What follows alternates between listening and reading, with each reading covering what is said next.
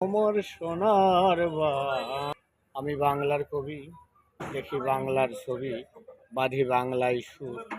দূর থেকে বহুদূর আমি বাংলা ভাষী, বাংলায় হাসি, বাংলায় আপন পর। এখনো দাঁড়িয়ে আছে গ্রামে আমার ছোট্ট বাংলা মাটির ঘর। বাংলা আমার মা, বাংলাই জননী।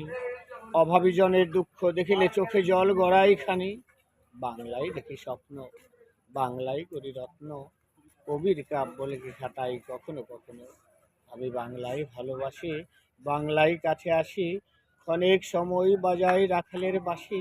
কখনো কৃষাণের বেশে লাঙল কাঁধে নিয়ে ছুটে যাই জমি শোষণ করে সবুজে শ্যামল সোনালি শস্যের আসে। কখনো মাছ ধরার জেলে ছোট্ট ডিঙি নৌকা ঠেলে খেয়া পাড়ের মাঝি হয়ে নদীর এপারে ওপারে। গাংসিলের ভুক্তি শব্দে মাতোয়ার করে আকাশের পদপীঠ। কখনো ছুটে যাই কুমোর পাড়ায় কুমোরের বাড়ি। সাথে লেগে আমিও চালাই মাটির তৈরি করা হাড়ি থালা বাটির গাড়ি। কখনো তাঁতি পাড়ায় তাদের সুতো বুনোই সাথে বসে। কখনো কামারের বাড়ি দা কাস্তে আর কুঠারের আসে।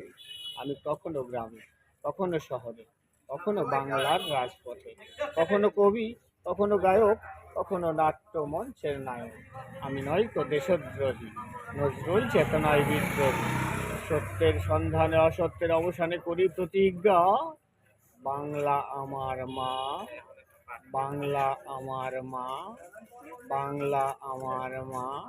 অন্যায়কারী এদেশে ক্ষমা পাবে না। আমার সোনার বাংলা, আমি তোমায় ভালোবাসি।